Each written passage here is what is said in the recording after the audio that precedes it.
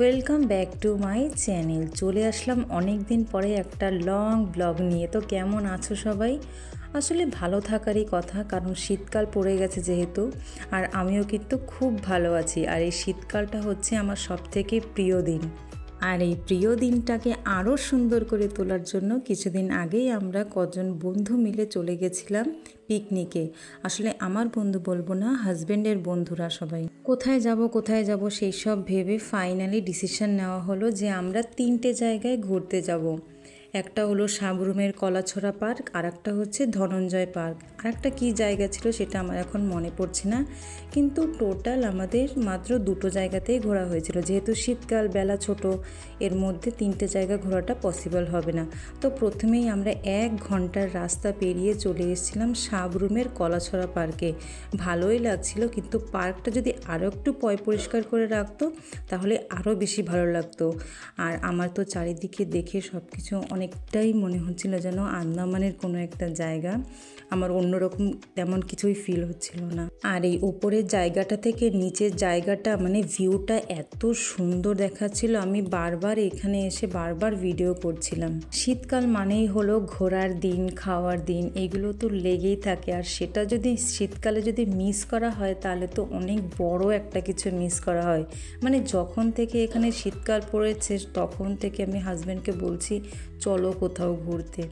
আর এই যে আমার সঙ্গে দেখতে পাচ্ছ চুড়িদার পরা, ওর নাম হলো সুস্মিতা। ও হলো আমার হাজব্যান্ডের বন্ধুর ওয়াইফ। তারা তো বন্ধু, কিন্তু আমরা এর আগে অনেকবার মিট করেছি। তো মিট করতে করতে ওর সঙ্গে কথা বলতে বলতে ওর সঙ্গে আমি অনেকটাই ফ্রি হয়ে গেছি। আর এখানে জল দেখে আমার ভীষণভাবে বোটিং করার ইচ্ছে করছিল। তো বোট যেহেতু ছিল তো সেই জন্য জিজ্ঞাসা করেছিলাম যে বোটিং করা যাবে কি না, কিন্তু আমার মনে হয় জল এখানে এখন কম আছে শীতকালে, সেই জন্য হয়তো এখন বোটিংটা তারা করতে দেয় না। আর এটা দেখে আমার অনেকটা হিস্টোরিক্যাল প্লেস বলে মনে হয়েছে। জায়গাটা অনেকটা নিচু, মানে উঁচু নিচু জায়গা। এখানে সিঁড়ি দেখলেই সেটা বোঝা যায় যে কতটা উঁচু, মানে পাহাড় কেটে কিভাবে তৈরি করেছে। যখন থেকে ত্রিপুরায় এসেছি তখন থেকে হাজব্যান্ড শুধু বলতো যে ধনঞ্জয় পার্কে একদিন নিয়ে যাব। মানে এই করে করে 10 মাস এমনিই কেটে গেছে, সময় পাইনি। মানে ফাইনালি একটু সময় পেলাম যে এখানে আসতে পারলাম। আর এই জায়গাটা যে আমার কি পছন্দ হয়েছে, মানে বারবার শুধু আমি ওখানে গিয়ে ভিডিও করছিলাম। আর এরই ওই সাইডে ছিল একটা পিকনিকের গ্রুপ গেছিলো, সেখানে তারা প্রচণ্ডভাবে গান বাজনা করছিল, আর এখানে আমরা এনজয় করছিলাম। ঘোরার জন্য ইচ্ছে সময় দুটোই থাকতে হবে, তাহলেই ঘোরা হবে। ত্রিপুরা একদিক থেকে দেখলাম যে ফরেস্ট এরিয়া এখানে বেশি। গেছিলাম তো আমরা 3টে জায়গা ঘোরার প্ল্যানিংয়ে, কিন্তু সেই 3টে আর হয়ে ওঠেনি। আমরা ঘুরেছি 2টো জায়গাতে। তারপরে ফাইনালি আমরা খেতে বসে গেছি, তখন হয়তো দুপুর 1টা বাজে। আর এই খাবারটা, মানে চাউমিনটা বানিয়ে নিয়ে এসেছিল সুস্মিতা, যার কথা তোমাদেরকে বললাম। ও নিজেই সকালে উঠে একাই সব কিছু করেছে, ডিম সিদ্ধ করেছে, চাউমিন বানিয়েছে। ইউটিউব ব্লগ মানে আমি মনে করি একটা স্মৃতি। দেখো, কোনো ভিডিও যদি আমরা ফোনে করে রাখি সেটা কিন্তু জীবনে আমরা কোনো দিনই খুলে দেখব না। আর সেটাকে যদি একটা ব্লগ বানিয়ে রাখা হয়, কোনো না কোনো দিনই ইচ্ছে করবে না ব্লগটা খুলে একটু দেখি, ইচ্ছে করবেই সেটা। কিন্তু ভিডিও একটা ফোনে পড়ে থাকলে কখনোই সেটা খুলে দেখা হবে না। তো আমার কাছে কে কী মনে করে জানি না, কিন্তু আমার কাছে এটা হলো একটা স্মৃতির মতন। তারপরে চলে গেলাম আমরা আর একটা পার্কে, মানে এটা ছিল আমাদের ঘরে ফেরার পথে। মানে এই পার্কটা আমরা ক্রস করেই ওই পার্কে গেছি, তারপরে এই পার্কে আবার ফিরে এসেছি। এটা হলো ধনঞ্জয় পার্ক। এটা তো আমার বাইরে থেকে দেখেই খুব ভাল লাগছিল, ভিতরটাও খুবই সুন্দর ছিল। দুপুরে তো আমাদের চাউমিন খেয়েই পেট ভরে গেছে, তাই আরামে সবাই ঘুরছিল নিশ্চিন্তায়। ত্রিপুরায় এসে এই প্রথমবার আমি কোনো ফ্রেন্ডসদের সঙ্গে পিকনিকে আসলাম। এর আগেও গেছি ঘোরাঘুরি করতে, সেটা তো ফ্যামিলির সঙ্গে। এটা হলো প্রথম বন্ধুদের সঙ্গে বেরোনো। টোটাল আমরা গেছিলাম 8 জন।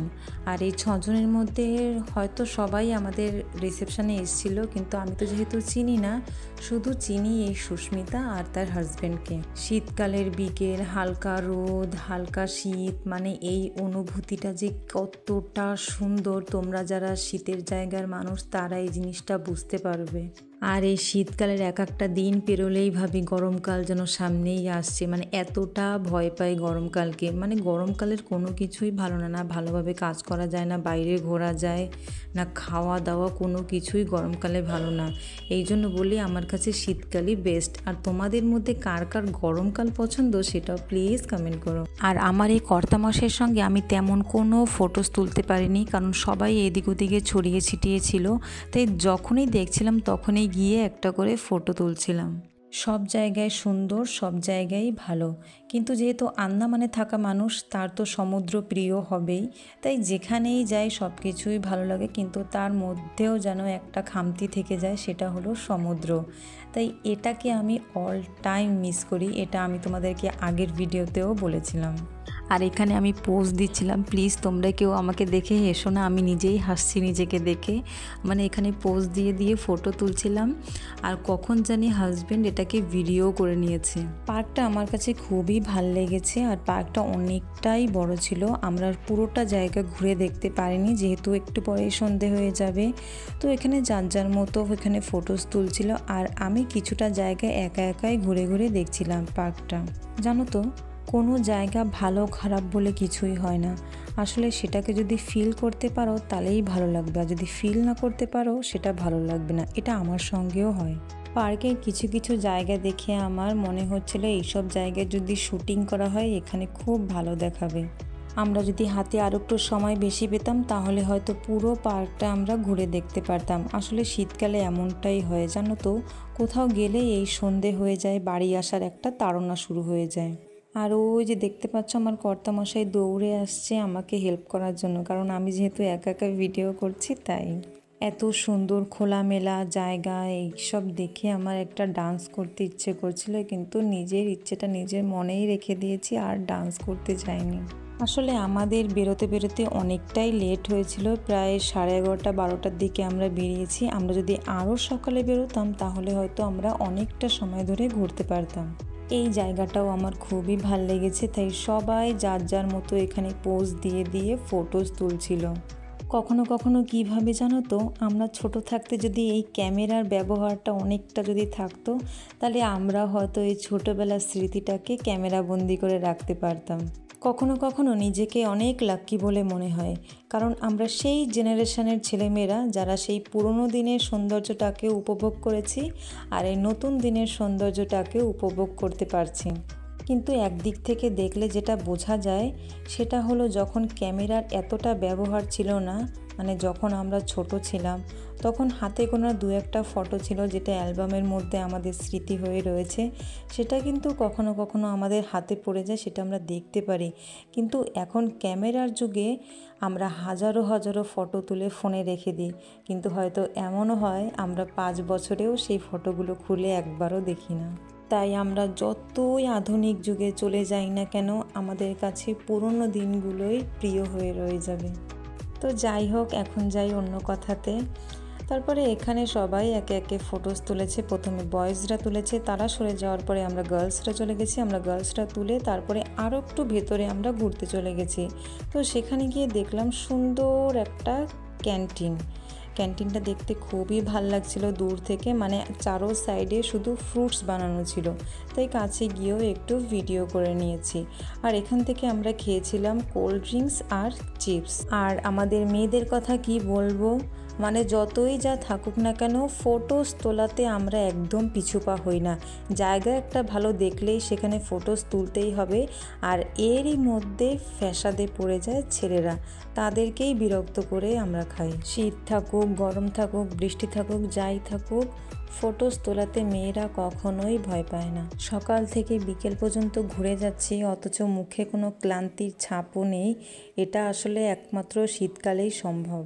তারপরে এখানে আর আমরা বেশি সময় ওয়েট করিনি, টুকটাক একটু কিছু খেয়ে এখান থেকে আমরা বেরিয়ে গেছি, যেহেতু একটু পরেই সন্ধে হয়ে যাবে, তাই আর বেশি সময় আমরা এখানে কাটাইনি। বাড়ি ফেরার পথে শান্তির বাজার ক্রস করে পেয়ে গেলাম রান্নাবাটি রেস্টুরেন্ট, তাই আমরাও সেখানে চলে গেলাম একটু রান্না বান্না খেতে। এখানে যে যার মতো খাচ্ছিল, যেহেতু আমাদের খেতে খেতে 4টে সাড়ে 4টে বেজে গেছিলো। সবাই তো সেম জিনিস খায়নি, কেউ ভাত খেয়েছে, কেউ বিরিয়ানি খেয়েছে। আর এই টাইমে আমি ভাত খেতে পারবো না, যেহেতু তার জন্য আমি নিয়ে নিয়েছিলাম মোমোজ। কখনো কখনো আমরা ছোট রেস্টুরেন্ট দেখে সেখানে ঢুকতে চাই না, কিন্তু ছোট রেস্টুরেন্টেও কখনো কখনো ভালো ভালো খাবার বানানো হয়। তোমরা যারা সাউথের দিকে থাকো তারা এই রেস্টুরেন্টে আসতে পারো। তো আজকের ব্লগটা এত দূরই রাখলাম। তোমাদের যদি ভালো লেগে থাকে অবশ্যই কমেন্ট করো, জায়গাগুলো তোমাদের কেমন লাগলো সেটাও কমেন্ট করে জানিও। দেখা হবে আর একটা নতুন ভিডিওর সঙ্গে। সকলে ভালো থেকো, টাটা।